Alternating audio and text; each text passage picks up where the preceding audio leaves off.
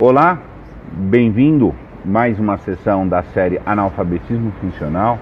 Hoje nós vamos falar do teste do copo. Teste do copo da inteligência. Muitas vezes, o jeito mais fácil de você descobrir a inteligência de alguém, num teste que raramente mente, consiste em você perguntar algo excessivamente óbvio, muito óbvio, mas imensamente óbvio. Quanto mais óbvio for a pergunta, melhor é para você verificar a inteligência dessa pessoa, em que patamar essa pessoa está. E esse patamar de inteligência, nesse sentido que eu estou empregando aqui, amplo, ele é muito associado ao patamar das camadas da personalidade. Nunca vamos esquecer que inteligência é uma dimensão vital, é uma dimensão que, por primeiro e acima de tudo, tem que nos orientar com a atitude existencial de liberdade que a gente vai ter. Se não há uma atitude de liberdade razoável, a inteligência está dando um jeito de acomodar uma racionalização daquele nível de estacionamento que a pessoa está. Não dá para subir a inteligência sem sumir o patamar de personalidade. Eu chamo muito esse patamar de personalidade, é psíquico, é afetivo, tá? Ele é amplo, espiritual. Tá? Eu gosto muito da expressão homeostase, que é emprestada da biologia, que você estabelece os níveis de homeostase, como os níveis de vida de um organismo. Tá? Qual que é a vitalidade de um organismo? Tá? Você vai expressar para a homeostase, como melhor se combinam os dados orgânicos. Os nossos dados anímicos, psíquicos, em certo sentido somáticos também, há esse plexo da personalidade. Uma personalidade bem constituída, ela também invoca, determina uma inteligência apropriada. A inteligência gera essa personalidade e a personalidade gera essa inteligência. Há uma relação de fatores causa e efeito. Então, você precisa saber o nível de inteligência amplo, você precisa saber o nível de atitude existencial dessa pessoa. Você faz testes o mais elementar possível. Tem pessoas que só acham que a coisa tem que ser difícil.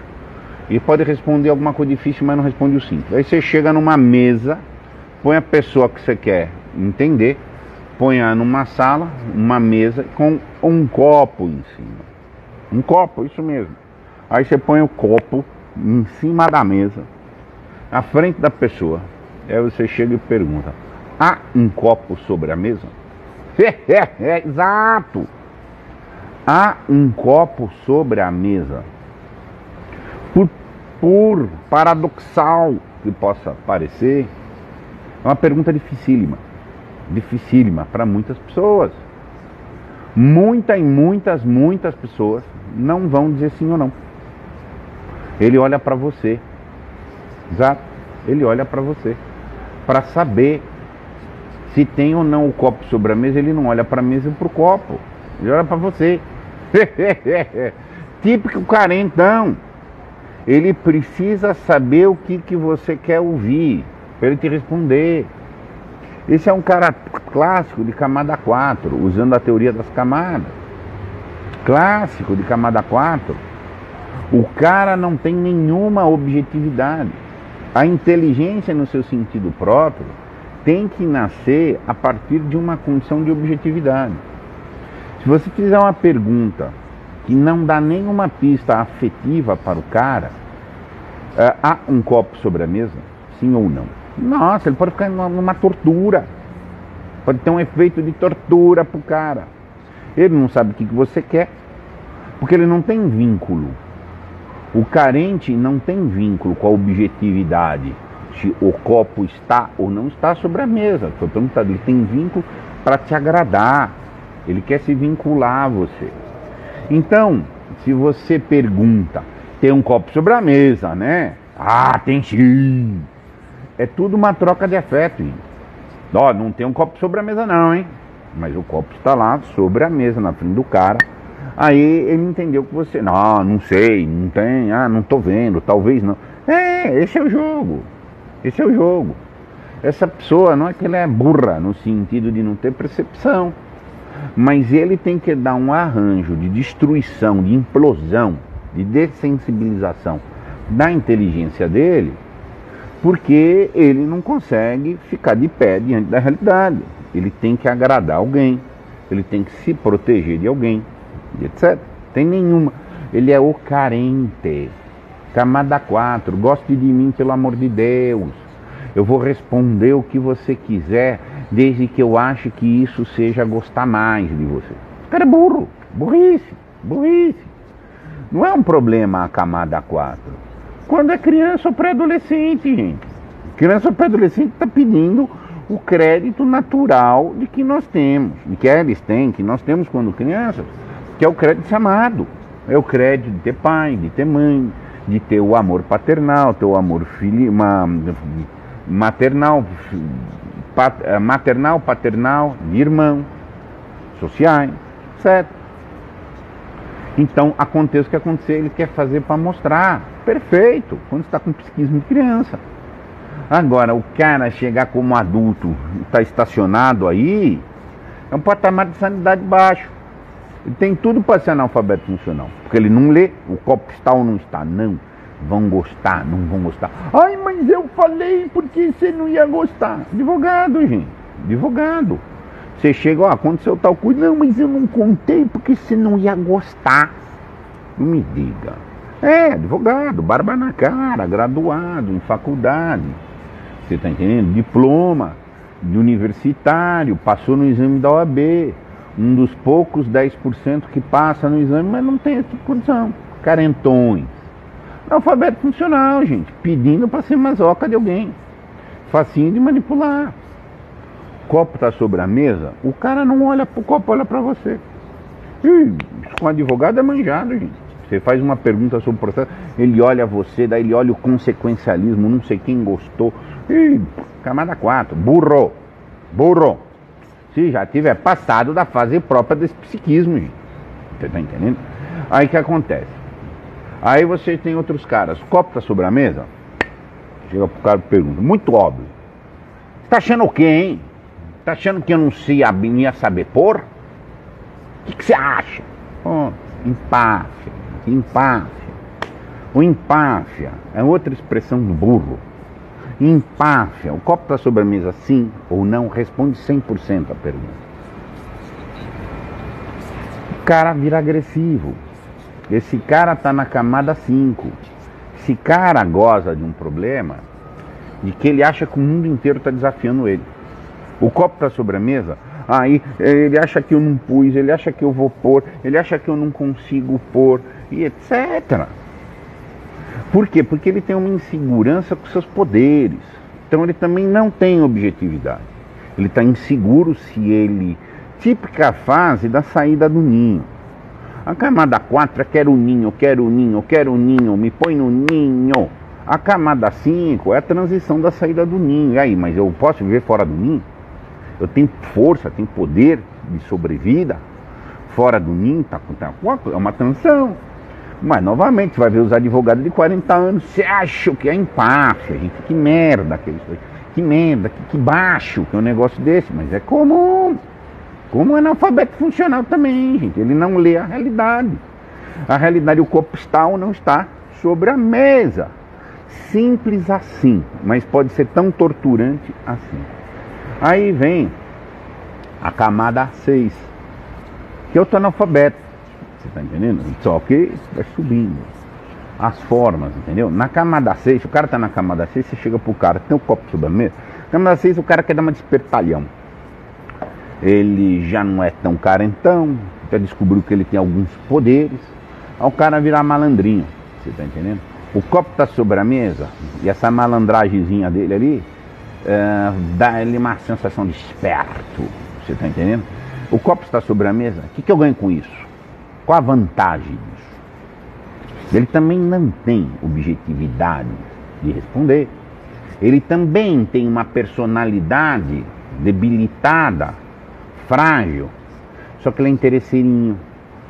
O primeiro era carente, o outro é medrosão, disfarça esse medo dele por medo de uma falsa força, está gritando justamente na medida da fraqueza dele, entendeu? E o outro é um espertalhão. O que eu ganho com isso?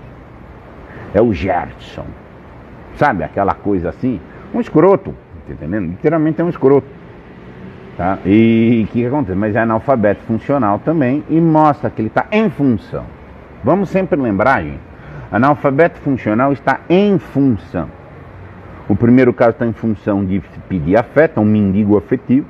O outro é um acovardado e o outro é espertalhão, o egoístinho ali que quer ganhar, quer dar uma dentada nas coisas. O importante é ter vantagem. Então, se for vantajoso que o copo esteja, ele está. Se não for vantajoso que o copo esteja, ele não está. Simples assim a situação. Você está entendendo? Aí vem o outro tipo, tá? Aqui você chega e fala, ó, o copo está sobre a mesa, tá? Aí ele chega, bom, eu sou marxista, então o copo é produto do trabalho de não sei o que etc. Não, eu sou liberal, então o copo foi um que não sei. O cara responde se o copo está sobre a mesa ou não está sobre a mesa a partir de um ego grupal, um certo senso de dever, que não é de dependência daquele que pergunta, não é de um certo sentido de interesse meu aqui, mas é de um senso de um dever geral, que pode ser político, ideológico, social, de classe, religioso, o que for. Aí esse cara é outro que põe uma certa empáfia, porque ele é um cumpridor de um dever lá de cima, tal, e etc. Que é a ilusão, a fantasia daquele ego, aquele ego fazendo essas fantasias, que são a muletinha dessa figura, também alquebrada e também analfabeta funcional. Você está entendendo? Então, assim, o analfabetismo funcional não pode jamais ser visto dissociado deste estado da personalidade humana. E eu vou repetir sempre, não pode ir lá mexer diretamente apenas isso, pelo menos diretamente no letramento pela perspectiva cognitiva de ensinar. Você tem que subir a pessoa de um modo geral. A inteligência acomoda a dimensão da personalidade. Se não subir o patamar de personalidade, que é uma atitude de liberdade, vai ficar nesses giros que a gente está vendo aí. Até que chega o cara de camada 8. O cara da camada 8 é o cara que tem objetividade já. Por isso que na camada 8 a pessoa pode amar. Amar no sentido próprio. Todas as dimensões anteriores são falsos amores. Tem afetividade, pode até ter afetividade, mas elas são, quando muito, amores de uma dimensão muito rasa, mais natural, egóica, defensiva, tá? E não é amor no seu sentido próprio, que é até sobrenatural. Vamos lembrar uma coisa, a dimensão do amor é metafísica, a dimensão da decisão é metafísica, o conteúdo intelectual é metafísico, e a liberdade é metafísica. Tá? O camarada, quando chega na camada 8, tá? Ele já tem um patamar de objetividade. Então você pergunta pro cara, o copo está sobre a mesa? Sim. O copo não está sobre a mesa? Não. Ai, mas eu gostaria que o copo tivesse sobre a mesa. Bom, ele não está. O fulano não vai gostar que o copo não está sobre a mesa. Bom, continua sem estar sobre a mesa. Eu pensei que você ia ter posto o copo. Olha, eu pus ou eu não pus. Não tem a ver com o que você vai ficar agradado com o como você me desafiou. O copo está, o copo não está sobre a mesa. Não depende de eu e nem de você nesse ponto da pergunta. Mas não é proveitoso, não é bom, não é útil. Você não vai ganhar nada que o copo esteja ou não esteja sobre a mesa. Ok, mas ele continua estando. Ou ele continua não estando sobre a mesa. Se você é de esquerda, se você é de direita, se você é cristão, se você é hindu, se você é ateu, se você tem outros grupos, qualquer que seja, se o copo está sobre a mesa, ou se o copo não está sobre a mesa, isso é relevante. Irrelevante. Ele está lá. Aí chega um cara que é amoroso, é um cara que já é adulto, um cara que não é mais analfabeto funcional, porque ele já lê a coisa em si, não em função dessas outras coisas que está falando. Aí ele fala sim ou não. Acabou. Tão simples, mas tão raro assim. Nesta altura, o camarada não é mais tratado como analfabeto funcional. Ele já é um leitor. Então ele lê a realidade diretamente. Ele se torna pouco consequencialista nessa dimensão rasa de quem está falando.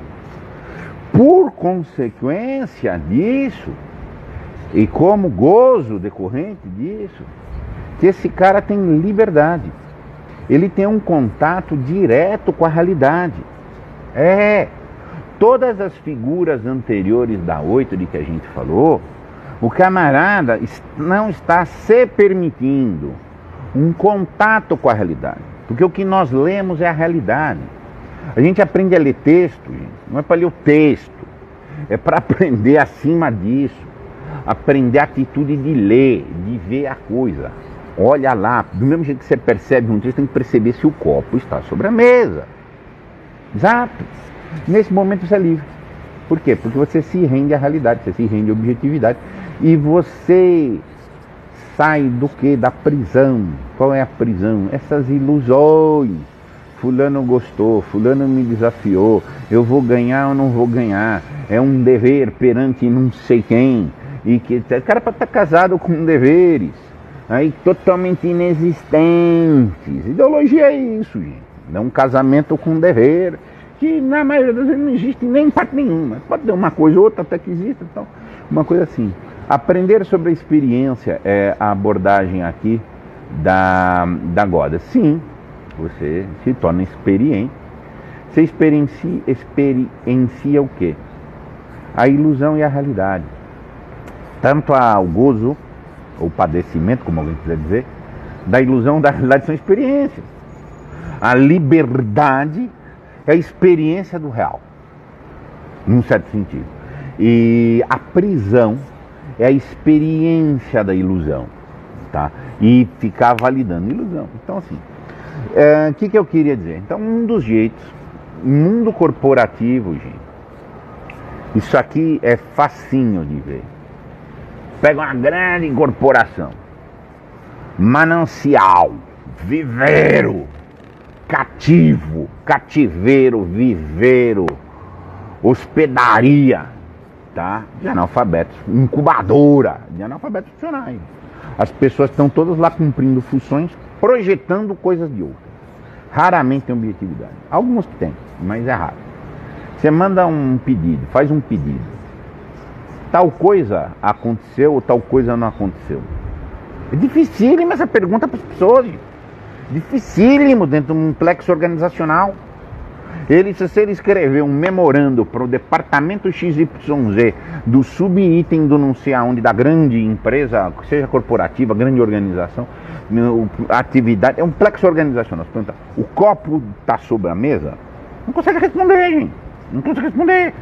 Ele precisa, no mais das vezes, fingir que não viu, falar que antes dele responder, ele precisa perguntar para a gerência de não sei aonde, precisa da opinião do conselheiro de não sei quem, tem que fazer uma reunião, estabelecer memorandos para dizer se o copo está sobre a mesa ou não.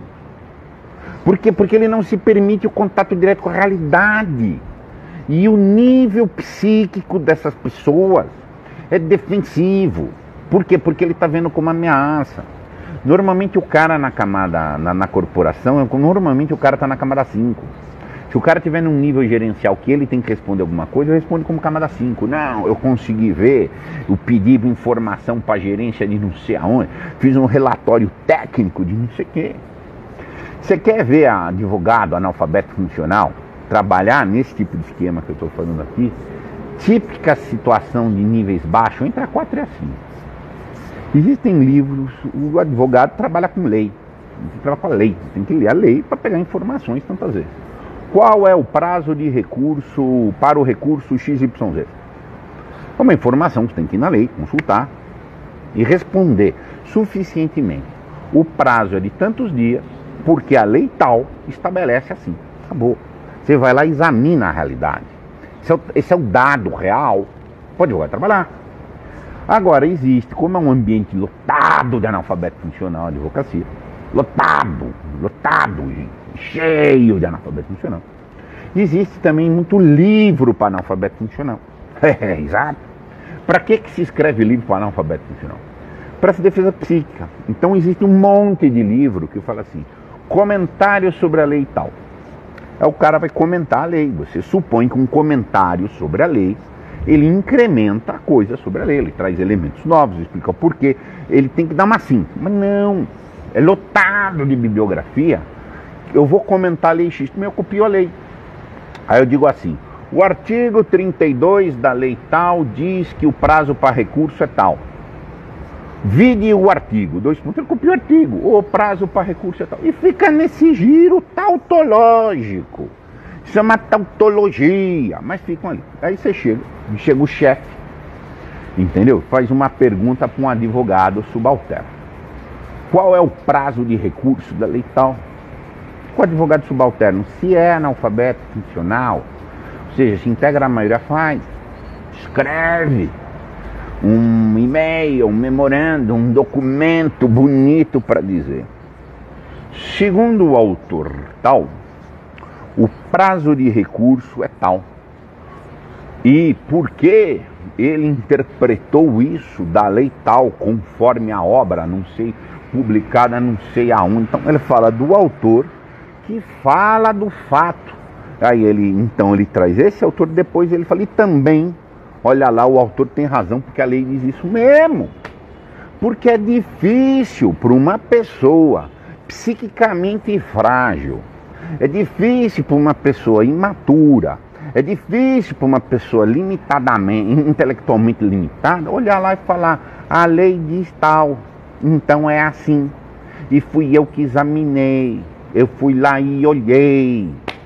Do mesmo jeito que é difícil para o cara responder o copo está sobre a mesa sim ou não, ele precisa, e o gerente da subgerente, o chefe de não sei onde, do departamento tal, tem que pedir opiniões para dizer o que ele vê na frente dele, para então ele dizer. Os advogados fazem isso, faz aqueles, e põe pompa, põe até uma solenidade para dar uma informação, que é você olhar no Google e pegar e falar. Isso são expressões do analfabetismo funcional. São tautologias. Isso vai carregando a dessensibilização, gente. Então, assim, você fica nesse tipo de ambiente, ou você fica nesse tipo de prática, nesse giro, você estaciona na personalidade nesse patamar. E aí você leva isso para várias dimensões da vida e etc. Então, assim, fica a dica, teste do copo. Ou qualquer pergunta mais basal que você possa imaginar, contar muita coisa, entendeu? Questão aqui do Daniel, ele precisa de uma autoridade para validar sua posição. Sim, há um ponto em que ele precisa da autoridade para validar a percepção dele. Alguém tem que dizer para ele que tem copo sobre a mesa para ele dizer que sim. Eu quero dizer que não. Voltou. O analfabeto funcional só pensa na seguinte categoria: o que querem de mim? O que é para eu fazer para alguém? Ele é em função de alguém. Ele é um relativo. Ele não tem a substancialidade de ser por si. Então, por isso que é tão difícil. É preciso das autoridades. Fulano falou, não sei quem disse, foi o chefe que mandou. Foi isso, vai resolvendo os problemas dele. O chefe gostou, Ai, o chefe agora sabe que eu consigo fazer.